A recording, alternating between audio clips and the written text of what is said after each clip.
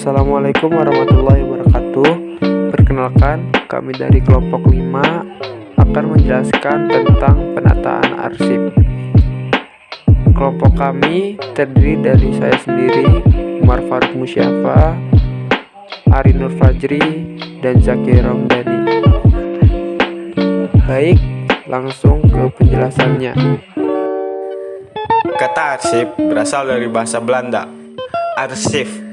Menurut Armo Surjo 1982 dalam Rosalin 2017, arsip dalam bahasa Belanda memiliki beberapa pengertian, yaitu sebagai berikut. Yang pertama yaitu tempat penyimpanan secara teratur bahan-bahan arsip, bahan-bahan tertulis, piagam-piagam, surat-surat, akte-akte, dan dokumen-dokumen. Yang kedua, kumpulan teratur dari bahan-bahan kearsipan tersebut. Yang ketiga, bahan-bahan yang harus diarsip itu sendiri. Dalam bahasa Inggris, arsip dinyatakan dengan istilah file yang berasal dari bahasa Latin filum yang berarti tali atau benang, karena pada awalnya orang-orang Inggris menyatukan warkat dengan cara mengikatnya dengan tali atau benang. Jenis-jenis arsip sebagai berikut. Yang pertama yaitu arsip menurut subjek atau isinya. Yang kedua, arsip menurut bentuk dan wujud fisiknya. Yang ketiga, arsip menurut nilai gunanya. Yang keempat, arsip menurut sifat kepentingannya. Yang kelima, arsip menurut fungsinya. Yang keenam, arsip menurut tempat atau tingkat pengolahannya. Yang ketujuh, arsip menurut keasliannya.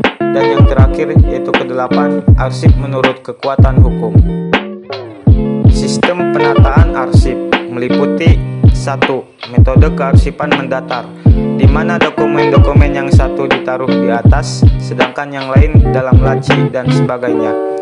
2. Metode kearsipan vertikal, di mana dokumen-dokumen yang satu ditaruh di belakang, yang lain berdasarkan urutan klasifikasi yang diambil. Jadwal retensi arsip.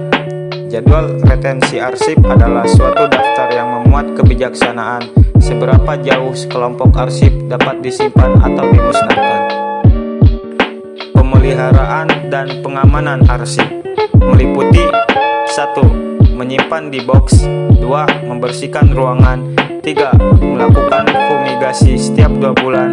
4. Menjaga kelembaban ruangan. 5. Mengunci sarana penyimpanan arsip. 6. Setiap dinas atau divisi harus membuat berita acara. Pemindahan dan pemusnahan arsip meliputi 1. Pemindahan arsip. Pemindahan arsip adalah kegiatan memindahkan arsip dari aktif kepada inaktif, karena jarang sekali dipergunakan dalam kegiatan sehari-hari. Pemindahan arsip dapat juga berarti kegiatan memindahkan arsip-arsip yang telah mencapai jangka waktu tertentu ke tempat lain. Yang kedua, pemusnahan arsip.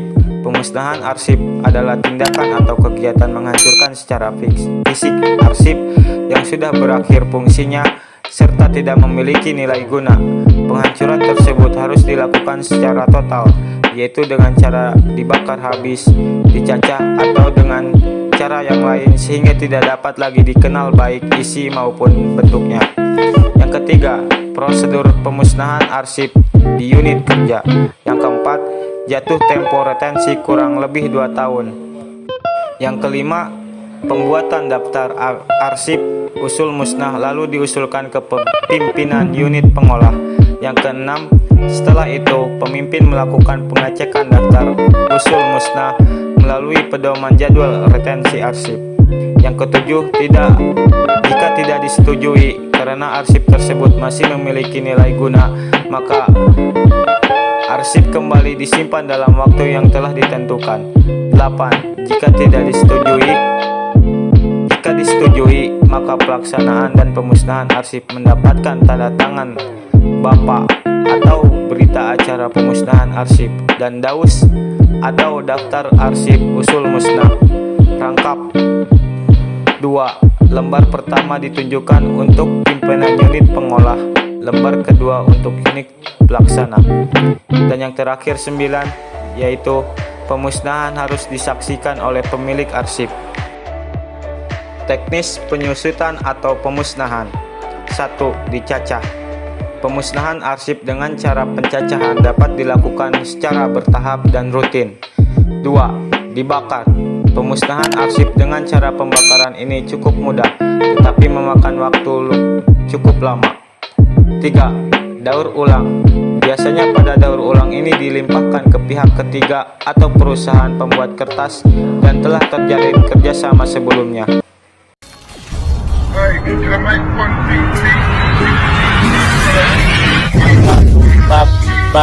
Papis con loco.